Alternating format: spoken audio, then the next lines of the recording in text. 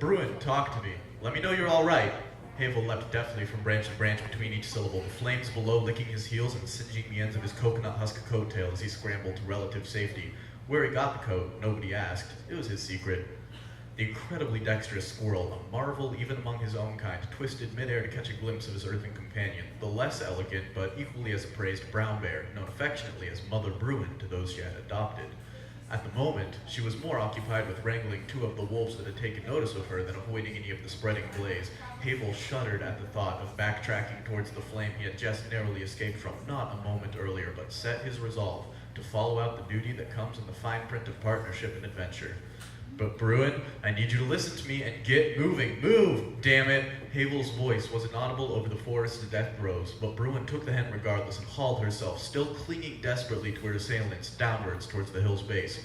After her first lurch, gravity took the reins, and no shortage of sickening crunches and groans followed her trajectory. Havel launched with nearly equal vigor and tumbled beside her, grasping at whatever fur happened upon his palms as he slid by.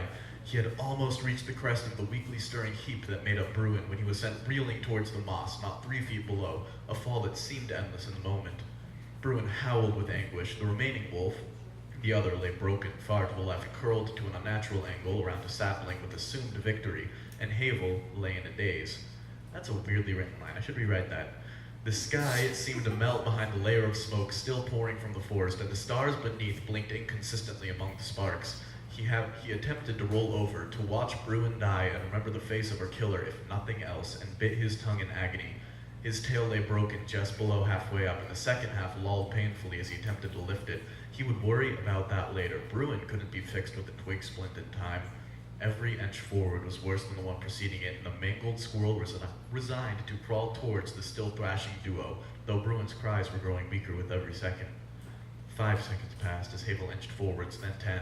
20, 30 eternities passed, and he was finally upon them. Bruin had stopped moving at second 14, but hadn't stopped whimpering until second 28.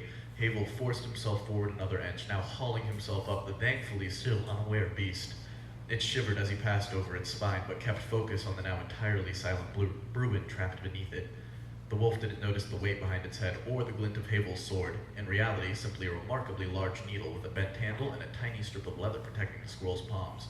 As he lifted it, the wolf did notice, however too late, the war cry that could have been trapped in a thimble, and before it could resume thrashing, the needle had speared between the vertebrae midway along the course of its spine. It redoubled, howling as its rear legs went comically limp, and Havel toppled without so much as a second thought about leaving his sword still trapped inside it. Bruin shifted just enough to show that she had survived, inexplicably and to Havel's overwhelming relief, and lay still again.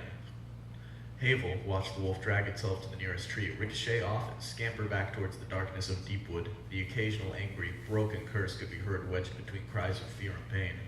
With no little effort, Havel turned back towards Bruin, closed his eyes, and let fate take the reins for the time being. He was finished, and a long nap seemed in order, whether he woke from it or not.